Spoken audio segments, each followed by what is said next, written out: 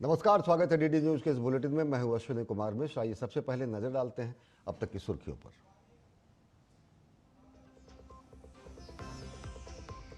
भूटान दौरे से लौटते ही एलएनजेपी अस्पताल पहुंचे प्रधानमंत्री नरेंद्र मोदी। दिल्ली ब्लास्ट के घायलों से की मुलाकात। सभी के शीघ्र स्वस्थ होने की कामना करते हुए कहा, न्याय के कटघरे में लाए जाएंगे साजिशकर्ता।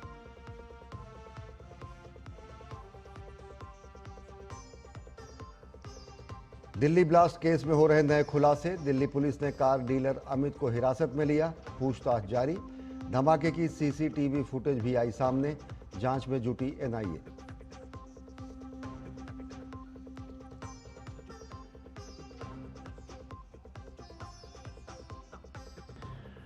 प्रधानमंत्री नरेंद्र मोदी की सफल भूटान यात्रा। थिम्पू में भूटान के चौथे नरेश से की मुलाकात। चांगलिमथांग स्टेडियम में आयोजित कालचक्र अभिषेक महोत्सव में हुए शामिल। भारत भूटान मैत्री संबंध और मजबूत करने पर जोर।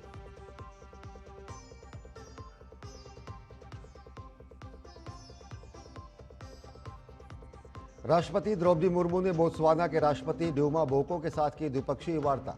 दोनों देशों ने सहयोग और एकजुटता पर दिया जोर। स्वास्थ्य और फार्मा क्षेत्र में सहयोग के लिए हुआ समझौता ज्ञापन।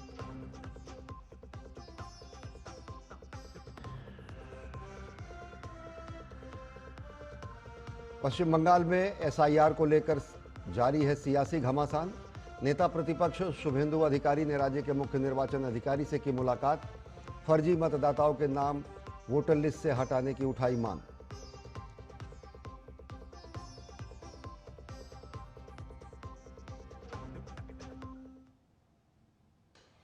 भूटान की यात्रा से लौटते ही प्रधानमंत्री नरेंद्र मोदी सीधे एलएनजेपी अस्पताल पहुंचे। प्रधानमंत्री नरेंद्र मोदी ने लाल किले के पास हुए कार विस्फोट में घायल लोगों से मुलाकात की। उन्होंने घायलों के शीघ्र स्वस्थ होने की कामना की। साथ ही अस्पताल के अधिकारियों और डॉक्टरों ने प्रधानमंत्री नरेंद्र मोदी को मरीजों की स्थिति की जानकारी दी।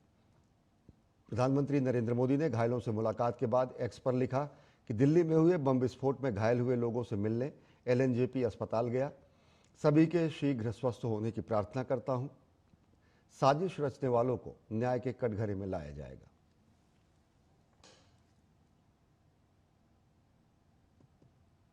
प्रधानमंत्री नरेंद्र मोदी अपनी 2 दिवसीय राजकीय भूटान यात्रा के बाद स्वदेश लौट आए हैं। गौरतलब है कि भूटान यात्रा के दौरान प्रधानमंत्री नरेंद्र मोदी ने 1020 मेगावाट पुना सांगशू द्वितीय जल विद्युत परियोजना का संयुक्त उद्घाटन किया।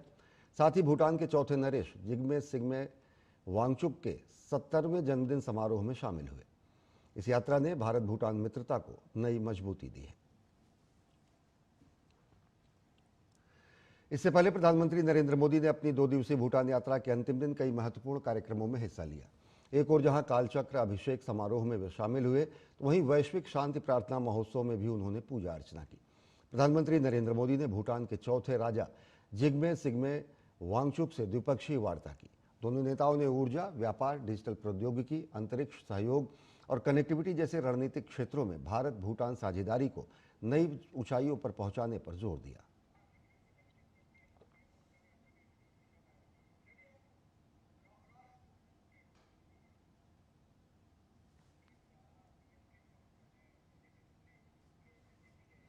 प्रधानमंत्री नरेंद्र मोदी आज भूटान यात्रा के बाद सीधे एलएनजेपी अस्पताल पहुंचे, जहां पर उन्होंने दिल्ली में हुए हाल के बम धमाके में घायल हुए लोगों से मुलाकात की, उनका कुशल क्षेम जाना। उन्होंने घायलों से उनके हाल की स्थिति जानी। प्रधानमंत्री नरेंद्र मोदी ने डॉक्टरों से भी मुलाकात की और डॉक्टरों और अधिकारियों ने घायल लोगों के बारे में उन्हें जानकारी दी। अस्पताल के अधिकारियों और डॉक्टरों ने प्रधानमंत्री नरेंद्र मोदी को मरीजों की स्थिति की जानकारी दी। और भूटान की 2 दिवसीय यात्रा के बाद जब प्रधानमंत्री नरेंद्र मोदी स्वदेश पहुंचे, तो सीधे वे एलएनजेपी अस्पताल पहुंचे, जहां पर उन्होंने दिल्ली में हुए लाल किले के सामने विस्फोट में घायल लोगों से मुलाकात की, उनका कुशल क्षेम जाना, उनके स्वास्थ्य की स्थिति को जाना और साथ ही साथ अस्पताल के अधिकारियों ने उन्हें जानकारी दी हर एक मरीज़ के स्वास्थ्य की स्थिति के बारे में और साथ ही साथ मरीज़ों को हर संभव जो चिकित्सा सुविधा और उपचार मुहैया कराया जा रहा है उस बारे में जानकारी दी।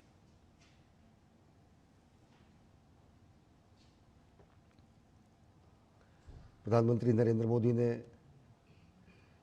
मरीज उन घायलों से मुलाकात की है जो एलएनजेपी में भर्ती हैं दिल्ली में हुए हाल के विस्फोट के बाद। मरीज घायलों के स्वास्थ्य की जानकारी ली प्रधानमंत्री नरेंद्र मोदी ने, कुशलक्षेम पूछा, लोगों से घटना के बारे में भी उन्होंने जानकारी ली होगी। और साथ ही साथ एलएनजेपी के डॉक्टरों और अधिकारियों ने मरीजों की स्थिति और उनके चल रहे उपचार के बारे में प्रधानमंत्री नरेंद्र मोदी को विधिवत जानकारी दी।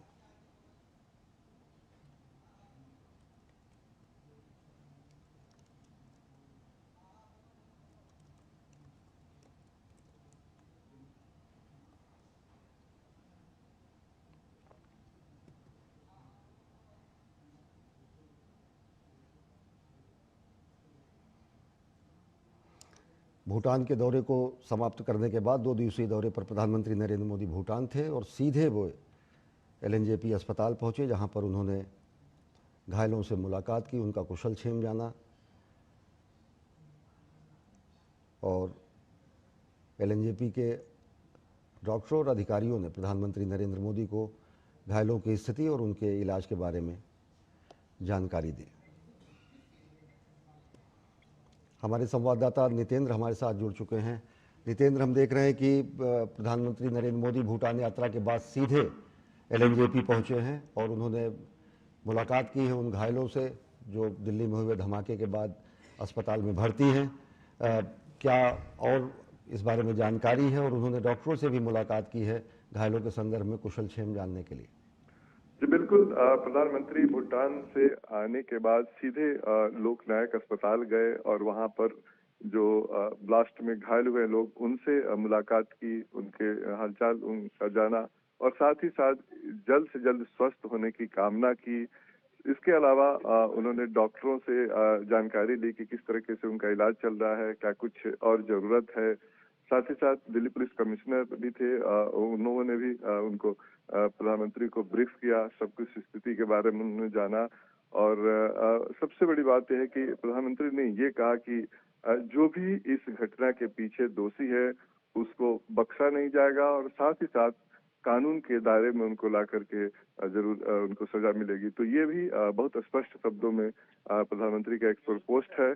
और सबसे बड़ी बात है कि प्रधानमंत्री जब भूटान से आए तो सीधे सीधे वो एलएनजेपी अस्पताल गए, घायलों से मिले और उनका हालचाल जाना और स्वस्थ होने की कामना की। अगर देखें तो जैसे घायलों का इलाज चल रहा है, कोई कोताही नहीं बरती जा रही, लेकिन प्रधानमंत्री नरेंद्र मोदी का वहां पहुंचना, लोगों का कुशलक्षेम जानना और लोगों ने अपना दर्द भी बयां किया होगा, स्थिति के बारे में जानकारी भी दी होगी कि किस तरीके से यह हादसा हुआ। जांच एजेंसियां तो इस बारे में काम कर ही रही हैं, लेकिन वन हैंड अकाउंट जिसको कहते हैं कि पूरी स्थिति से भी प्रधानमंत्री ज़रूर वाकिफ़ हुए होंगे जब लोगों ने अपने स्थिति और उस समय की तत्कालीन परिस्थिति को बताया होगा।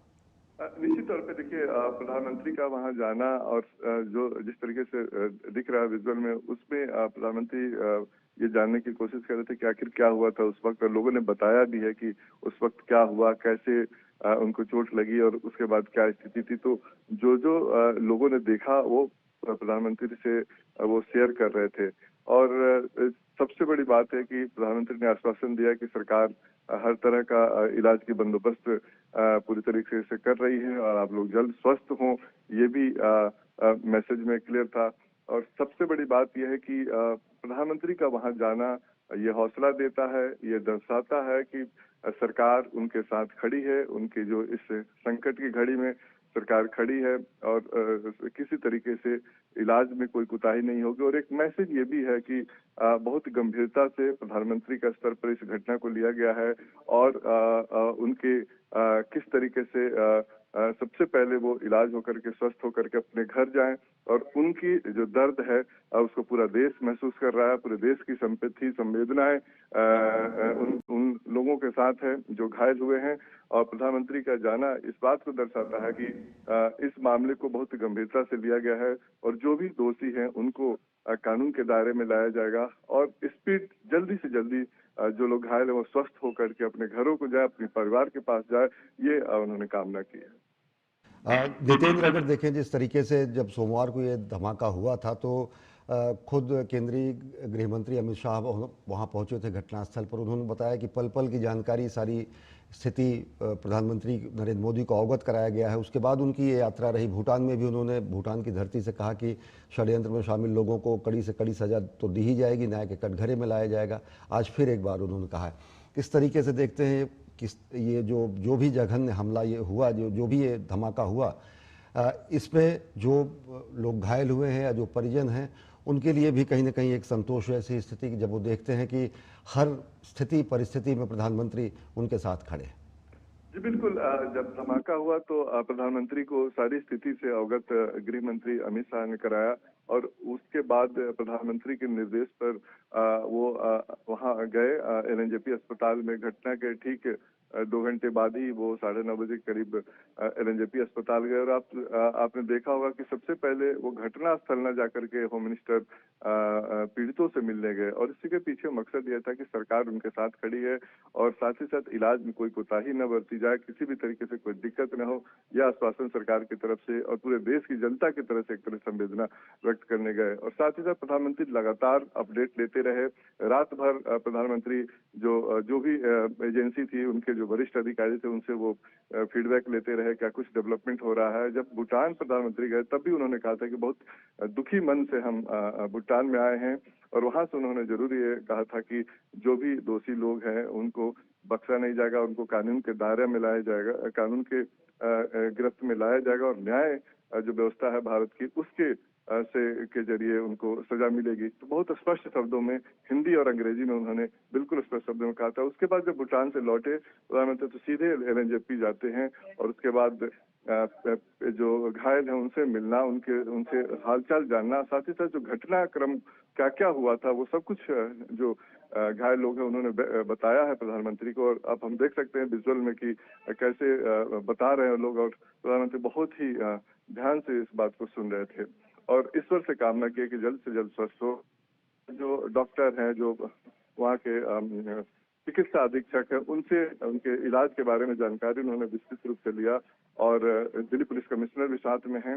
तो पूरी घटना की जानकारी के साथ साथ जो आगे क्या कुछ डेवलपमेंट, क्या कुछ करने की जरूरत है, ये भी प्रधानमंत्री को ब्रीफ किया गया अधिकारियों की तरफ से।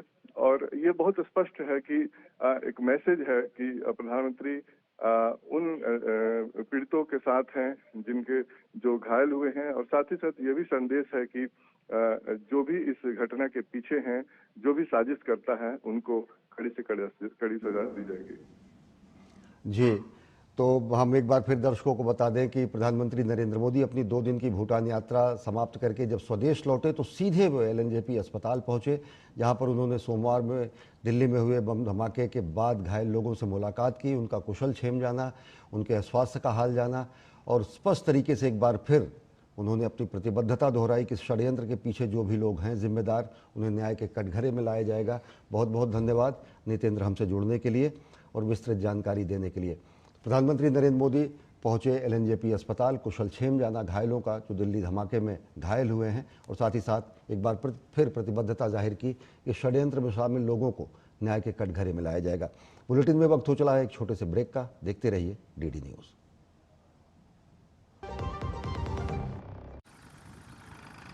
अरे द्रविड़ जी, आपको गैराज छोड़ दो, आइए। काश आप जैसा गेम चेंजर हमारे पास भी होता। है ना, खेती का गेम चेंजर जय किसान नवरत्न नैनो शक्ति नैनो डीएपी। इसके हर ड्रॉप में है करोड़ों नैनो पार्टिकल्स की शक्ति। नैनो पार्टिकल्स के कारण पत्तियां इन्हें दोनों साइड से एब्जॉर्ब करें बिना वेस्टेज और उपज खूब बढ़ाएं। जय किसान नवरत्न नैनो शक्ति नैनो डीएपी, विज्ञान का वरदान, हर फसल की शान। मेरी पसंद, मेरी पसंद, मेरी पसंद, मेरी पसंद, हमारी पसंद, हम सबकी पसंद। मजबूत देश का मजबूत सरिया हो गया स्टील। भारत सरकार ने सभी देशवासियों के हित में टर्म लाइफ इंश्योरेंस से जीएसटी पूरी तरह से हटाकर 0 कर दिया है। इससे टर्म लाइफ इंश्योरेंस काफी सस्ता हो गया है। पॉलिसी बाजार पर अब 1 करोड़ का टर्म लाइफ इंश्योरेंस सिर्फ 400 रुपए महीने से शुरू। और ब्रेक के बाद आप सभी का स्वागत है। दिल्ली ब्लास्ट केस पे लगातार तेजी से जांच जारी है। फरीदाबाद की अल फलाह यूनिवर्सिटी में फैकल्टी और छात्रों से पूछताछ की जा रही है। NIA, STF, UP ATS, Haryana police, Faridabad special cell और जम्मू कश्मीर पुलिस यूनिवर्सिटी में पूछताछ कर रही है। यूनिवर्सिटी के हर हिस्से की तलाशी ली जा रही है।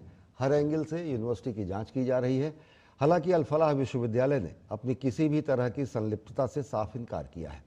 विश्वविद्यालय की कुलपति प्रोफेसर डॉक्टर भूपिंदर कौर आनंद ने इस संबंध में एक आधिकारिक बयान जारी कर कहा है कि इस घटना में विश्वविद्यालय का किसी भी प्रकार का कोई लेना देना नहीं है।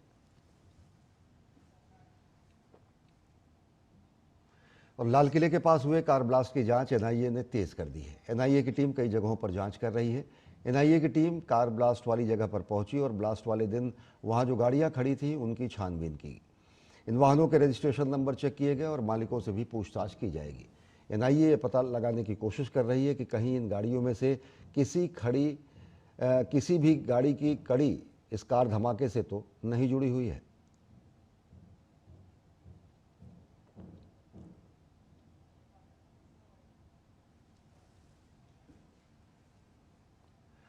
और दिल्ली पुलिस ने अमित नाम के एक कार डीलर को हिरासत में लिया है। बताया जा रहा है कि सोमवार को लाल किले के पास जिस i20 कार में धमाका हुआ वो कार इसी डीलर से खरीदी गई थी।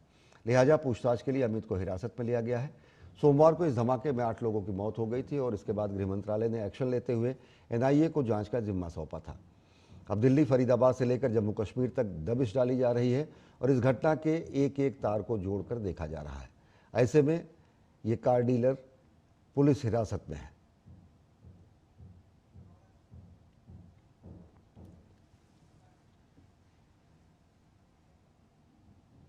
दिल्ली लाल किले के पास हुए ब्लास्ट के बाद दिल्ली एनसीआर और हापुड़ में अलर्ट जारी है। हापुड़ के थाना पिलखुआ क्षेत्र में अलग अलग जगहों से 3 लोगों को गिरफ्तार किया गया है। पकड़े गए लोगों के पास से 2.5 किलो विस्फोटक और 38 किलो हाइड्रोफ्लोरिक एसिड बरामद हुआ है। हापुड़ के अपर पुलिस अधीक्षक विनीत भटनागर ने बताया कि संदिग्धों की चेकिंग के दौरान परतापुर चौराहे पर 2 लोग पकड़े गए जो हरियाणा से विस्फोटक लेकर आए थे। गिरफ्तार लोगों ने अपना नाम शोभित और विजेंद्र बताया है जो सीतापुर जनपद के निवासी है। इसके अलावा हिंडालपुर पुलिया के पास एक और व्यक्ति के पास से 38 किलो हाइड्रोफ्लोरिक एसिड बरामद हुआ है। आरोपी ने अपना नाम शोएब बताया है। सभी आरोपियों के खिलाफ मुकदमा दर्ज कर लिया गया है और विभिन्न बिंदुओं पर जांच जारी है। पुलिस ने लोगों से सतर्क रहने की भी अपील की है। प्रदेश पुलिस बहुत हाई अलर्ट होकर के जो रोड पर चलने वाले वाहन हैं उनकी और संदिग्ध व्यक्तियों की चेकिंग कर रही है। हमको जनपद हापुड़ में इसके कुछ अच्छे परिणाम मिले हैं जो हम लोगों ने टोल पर चेकिंग करी है या और दिल्ली से आने वाले रास्तों पर चेकिंग करी है। इसमें पिछले दिनों में 3 घटनाएं हमको जो है 3 बरामदगियां हमारे पास हुई। सबसे पहले तो आपने बताया कि जो एसिड की बरामदगी हुई है ये हाइड्रोफ्लोरिक एसिड है जो कि प्रथम दृष्टया ये जानकारी मिली है कि जो कांच वगैरह की सफाई में और कांच के काम में जो उसकी डिजाइनिंग में ये प्रयोग में लाया जाता है। तो एक शोएब नाम का व्यक्ति जो कि मुरादाबाद का रहने वाला इसको लेकर के आ रहा था, लेकिन ये कोई इसका लाइसेंस नहीं दिखाया जा सकता और चूंकि ये विष अधिनियम के अंतर्गत इसमें कार्रवाई करी गई है। 35 लीटर बताया गया है डाइल्यूटेड हाइड्रोफ्लोरिक एसिड, यानी कुछ एसिड और उसमें जो उसको पानी मिला करके डाइल्यूट करते हैं, जैसा कि अभी प्राथमिक रूप से जानकारी हुई है। FIR लिखी गई है और इसमें विवेचना के बाद में सारे तथ्यों की जानकारी होगी। प्रथम दृष्टया ये दिल्ली में पहाड़गंज से लेकर के आ रहे थे और ये कांच के रहने वाला ये व्यक्ति है और वहां पर में कांच की डिजाइनिंग का कार्य करता है। और दिल्ली कार ब्लास्ट मामले में ऑनलाइन भड़काऊ सामग्री फैलाने के आरोप में असम सरकार ने 5 लोगों को गिरफ्तार किया है। असम के मुख्यमंत्री हिमंता बिस्वा शर्मा ने सोशल मीडिया प्लेटफॉर्म एक्स पर इसकी जानकारी साझा की है। मुख्यमंत्री ने बताया कि असम में अलग अलग जगहों से पुलिस ने मतीउर रहमान, हसन अली मंडल, अब्दुल लतीफ, वजहुल कमाल और नूर अमीन अहमद को हिरासत में लिया है। मुख्यमंत्री ने कहा कि असम पुलिस आतंकवाद का महिमा मंडन करने वालों के खिलाफ सख्त कार्रवाई जारी रखेगी। साथ ही हिमंता बिस्वा शर्मा ने कहा कि शिक्षित होना अच्छे कर्मों की गारंटी नहीं है। दिल्ली कार ब्लास्ट मामले में गिरफ्तार आरोपी डॉक्टर्स हैं, इसलिए हमें लगातार सतर्क रहने की जरूरत है। एडुकेटेड होने से और डेंजरस हो जाते हैं और डॉक्टर बनने से और ज्यादा डेंजरस हो जाता है। इसीलिए जो व्यक्ति का जो कलर है वो कलर कभी सेंस नहीं होता है। अगर मन में खोट है तो एडुकेटेड होने से भी वो लोग खराब काम ही करेगा। एडुकेटेड होने का गारंटी ये नहीं है कि वो अच्छा काम ही करेगा। तो इसीलिए हमें सतर्क रहना है। हम बहुत ज्यादा अगर अपने आप को छोड़ देता हूं, नहीं कुछ नहीं होने वाला है, तभी जाके कुछ होता है। पहलगाम से भी हमको सीखना चाहिए, दिल्ली से भी हमें सीखना चाहिए। महाराष्ट्र में आतंकवाद निरोधी दस्ता यानी एटीएस ने मुंब्रा कौसा में छापेमारी करते हुए शिक्षक इब्राहिम आबिदी को हिरासत में लिया है। एटीएस की टीम ने इब्राहिम के घर से कई इलेक्ट्रॉनिक उपकरण और डिजिटल सबूत जब्त किए हैं, जिनकी तकनीकी जांच जारी है। एटीएस की टीम तलाशी के बाद इब्राहिम को पूछताछ के लिए अपने साथ ले गई है। दरअसल हाल ही में महाराष्ट्र एटीएस ने पुणे से एक आतंकी मॉड्यूल का पर्दाफाश किया था। इस मामले में गिरफ्तार संदिग्ध जुबैर, जो कि आईटी इंजीनियर है, उससे आतंकवादी गतिविधियों को लेकर पूछताछ जारी है। जुबैर पेशे से इंजीनियर है और पुणे की एक बड़ी आईटी कंपनी में काम करता है।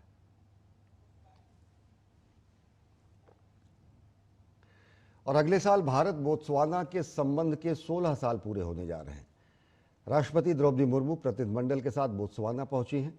भारत ने बोत्सवाना की मदद के लिए ARV दवाओं की खेप भी भेजी है। राष्ट्रपति द्रौपदी मुर्मू ने बोत्सवाना के राष्ट्रपति ड्यूमा बोको के साथ द्विपक्षीय, क्षेत्रीय और वैश्विक मुद्दों पर चर्चा की है। दोनों देश व्यापार, निवेश, कृषि, renewable energy, education, skill development और तकनीकी क्षेत्रों में सहयोग बढ़ाने पर सहमत हुए हैं। साथ ही बोत्सवाना को गुणवत्तापूर्ण भारतीय दवाएं मुहैया कराने पर समझौता ज्ञापन पर भी हस्ताक्षर हुआ है। इस मौके पर राष्ट्रपति ने कहा कि भारत बोत्सवाना लोकतांत्रिक मूल्यों और आपसी सम्मान के आधार पर संबंधों को मजबूत बनाने के लिए दृढ़ है। Discussions covered the full range of bilateral, regional, and global issues of mutual interest.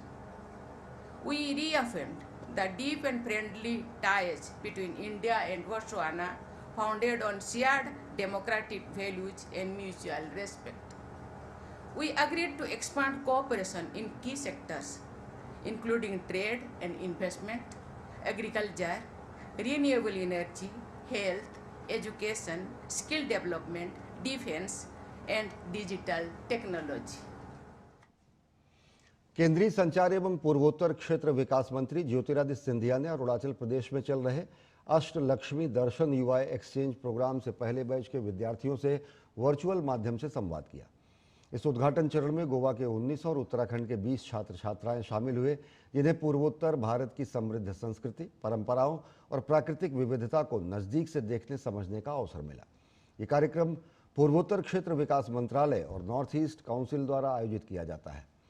इसके तहत 28 राज्यों और केंद्र शासित प्रदेशों से कुल 1280 विद्यार्थी 40 दलों में विभाजित होकर पूर्वोत्तर के सभी 8 राज्यों का भ्रमण कर रहे हैं।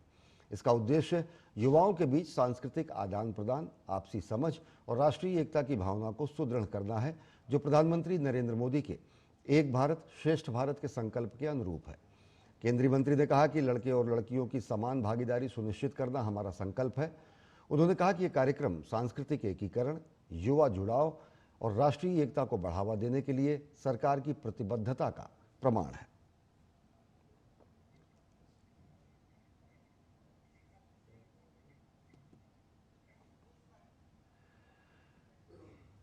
तीन साल पहले शुरू हुए प्रोजेक्ट चीता का अब नया अध्याय शुरू होने जा रहा है। भारत को जल्द ही बोत्सवाना से 8 नए चीते मिलने वाले हैं। राष्ट्रपति द्रौपदी मुर्मू अपनी बोत्सवाना यात्रा के दौरान इन चीतों को औपचारिक रूप से स्वीकार करेंगी। ये भारत बोत्सवाना के बीच सहयोग और वैश्विक वन्यजीव संरक्षण की दिशा में अहम कदम है।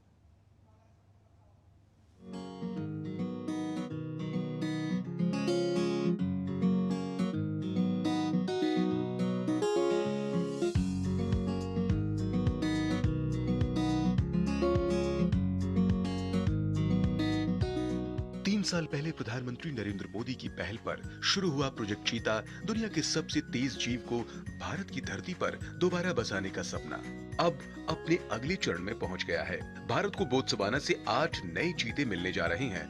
बोत्सवाना अफ्रीका का वो देश है जहां चीतों की सबसे बड़ी आबादी पाई जाती है।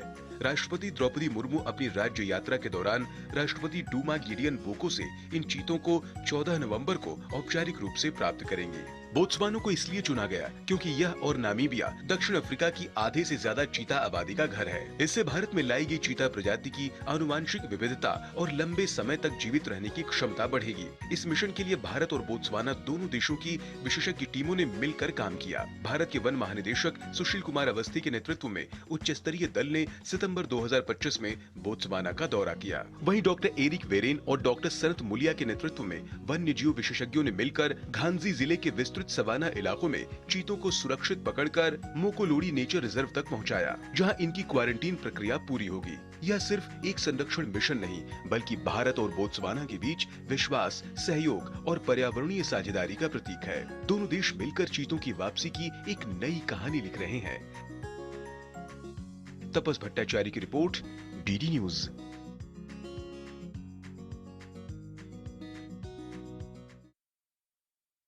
फिलहाल इतना ही। देश और दुनिया की ताज़ा तरीन खबरों के लिए देखते रहिए डीडी न्यूज़। नमस्कार।